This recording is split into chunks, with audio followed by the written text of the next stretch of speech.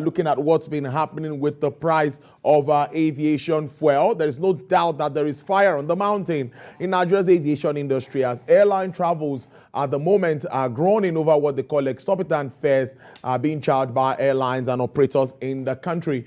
Yes, in the last 1 week, most fares on local and international roads have doubled and tripled in some cases, leaving the passengers bearing the brunt of perennial increase in air tickets. While airline operators are calling on the government to swiftly intervene to avert a total collapse of the sector. It's interesting to know that the ongoing crisis in the aviation industry began late February has been exacerbated by the crash of the Naira, hiking the cost of aviation fuel, which now sells for more than 800 Naira per litre, amongst other industry concerns. So far, what's in the battle? Joining me live in the studio to look at all of this is the managing partner, Aglow Aviation Support Services Limited, Mr. Tayo Ojuri. Mr. Tayo, thank you so much for your time. It's good to have you in the studio. At least you're live. We're not having to connect and having all of these issues. Yes, you saw that almost threw me off the stage. But let's go on with this very important discussion. What is the true picture of things now? I hear if I'm to go to Abuja and return now, I might be spending close to 200,000. That's a lot of money. That's the reality, unfortunately.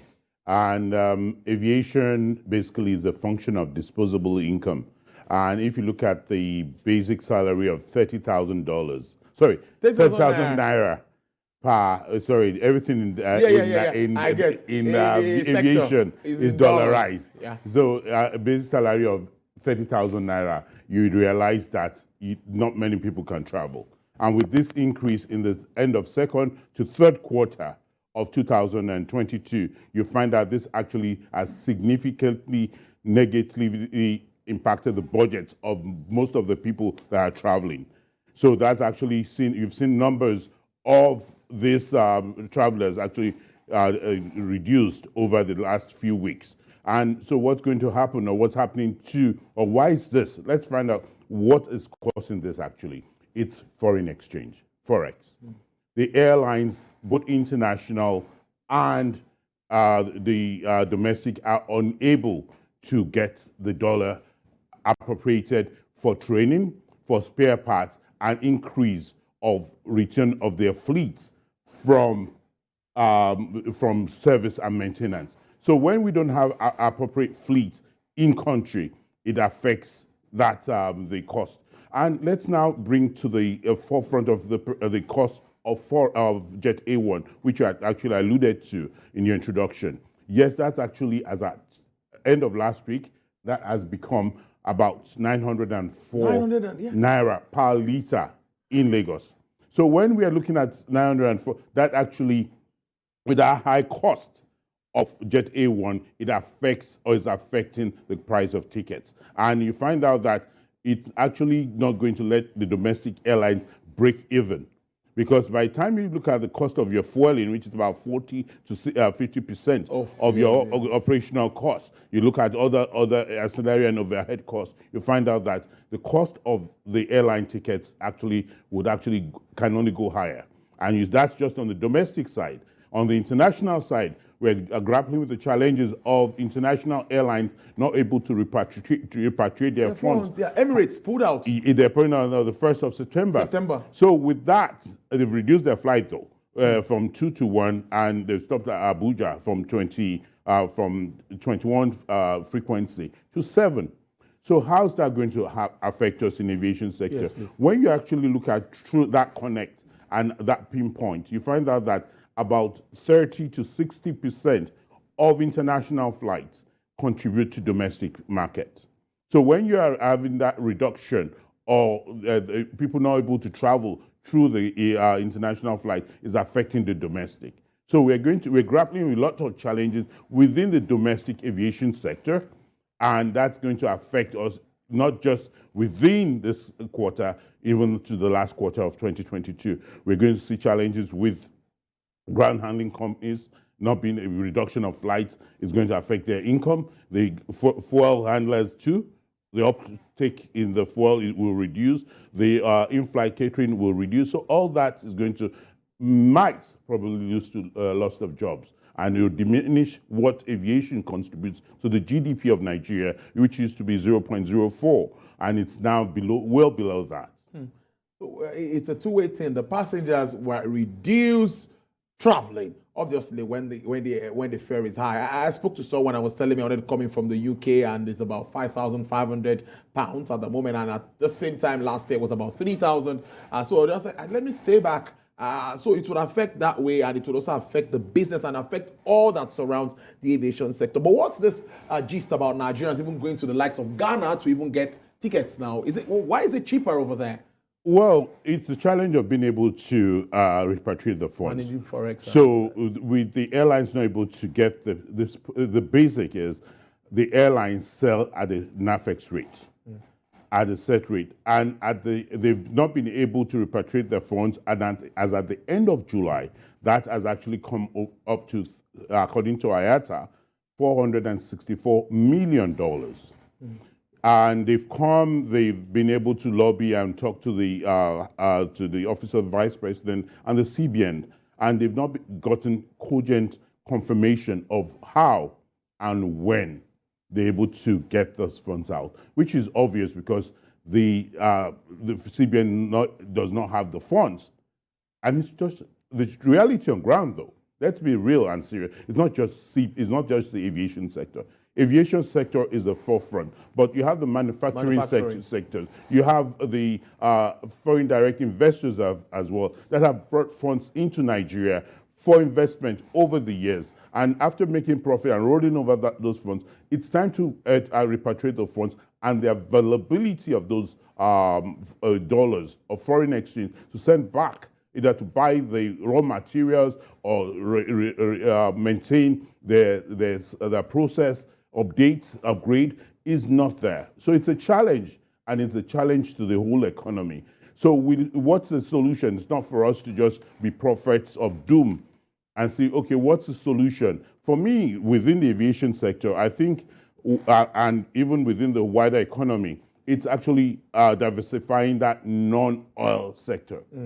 For us, we're seeing, you've heard several times where people are talking about where it's a lot of aircrafts coming in full and returning empty. Yes, there's been lots of initiative of actually taking lots of non-oil exports out of Nigeria. We just need to improve on that, from the agricultural space to the cultural space, and just everything that can be purchased and sent out to bring in more money would help us increase the foreign exchange earnings for Nigeria. How easy is it for airlines maybe to look at aircraft that consume less aviation fuel at this time? I was looking at it, when you think about it those days, you'll be like, you're not driving the German machines, yes. You're going to be driving the Japanese and all of that. Do we have anything like that? Is it possible? How cost effective is that? That's quite interesting you're saying that. And the one good side about all this thing that's happening is it's a global phenomenon. Yes, it is. And with the global phenomenon, what study that's been done by McKinsey, it's a cycle. With the cycle comes the boom and the bust. Yeah. And now, when there's a bust, now you find lots of disruptors in the system. And this is teaching us, and what we've seen, you've seen the new set of airlines that are coming in or that have started. Actually, you're not seeing of these new airlines actually bring what you call the fuel guzzlers, such as the 737s. Now you're seeing very fuel efficient fiber aircrafts, such as the Embraers, the new Embraers, the CRJs, and so these regional jets. So you've seen that all these regional jets are very fuel efficient. And that's actually been the new norm within the domestic aviation sector. So this actually is helping. The other leg, which we're going to see in years to come, which is not forefront or a front burner for Nigeria now, is the fact that we are not talking about sustainable aviation fuel at the moment. We're still talking about how to reduce the cost of the fuel, Jet A1 that we're seeing. We have a lot of the legacy airlines. Actually, even I saw one of the legacy airlines already committing to 50 million liters of sustainable aviation fuel, which is the biofuels, for years to come. And some of them are already rejigging their engines for this. Because we should understand that aviation, according to COP27, is actually one of the major carbon emitters. So we have to see what would happen in the next 24 to 24 months. So within 24 months, how are we reducing decarbonization? And fuel, the contents of our Jet A1 is part of it. So are we talking about that at the moment? How are we being futuristic about changing the jet engines and reconfiguring our engines of the aircraft we're bringing in so that it's actually in compliance to the decarbonization initiatives? I'm also thinking that this would definitely affect, of course, projections for the aviation space. All the figures we've got, so maybe from the NDS, from IATA, from all of the agencies who can go on and on. Even I'm sure the IMF and World Bank will definitely talk about what's going to happen with the aviation sector. What's the outlook, considering the fact that also in Africa or in Nigeria, it's a pre-election year? It's a pre-election year. However, with disposable income, you find out the dollar is actually, it's gone up. Yeah. And the cost of flying of private jets and all of that. That's still going to happen. But how does that trickle down to the normal flying public? Are we able to increase the quantum of the flying public? Because the increase in flying public would help to move business, to move services, to move cargo, and to move all the other things that would help the economy.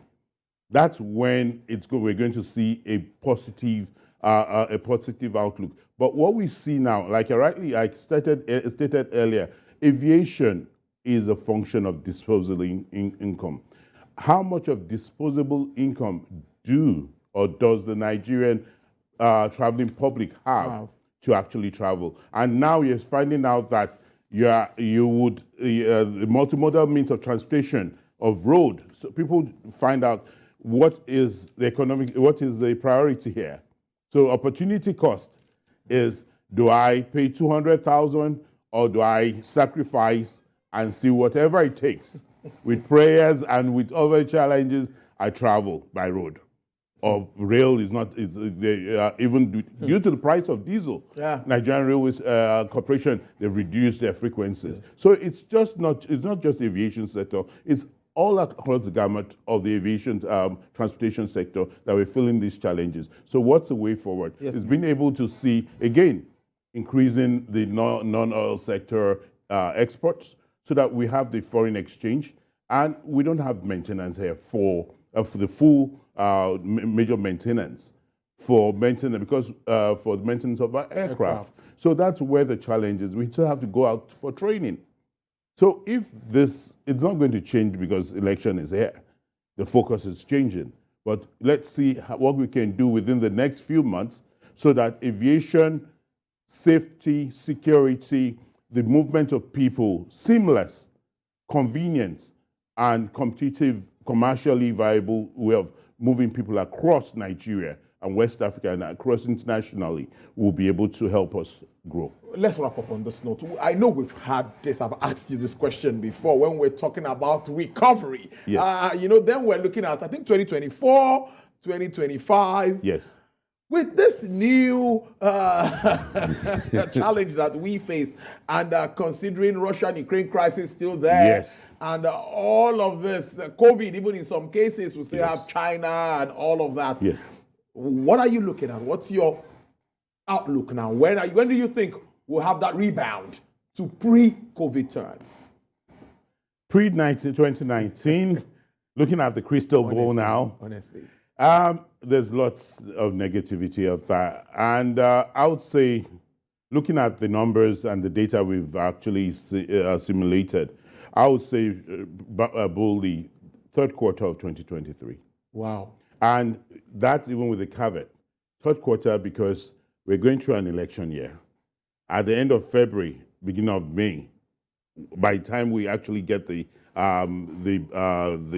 people that are elected, yeah, and we don't know what the roadmap will be. So that roadmap, that policy initiative would affect the driving aviation sector. So let's say 2024 actually. First Well, it's quarter a good one. 2024. I've put that. I've noted that. I'll diarize it so that we will talk about this again some other time. I thank you so much for always being here for us. I thank you for your time. I've been speaking to managing partner at Aglow Aviation Support Services Limited. It's Mr. Tayo Ojuri. Do enjoy the rest of your day. It's always my pleasure.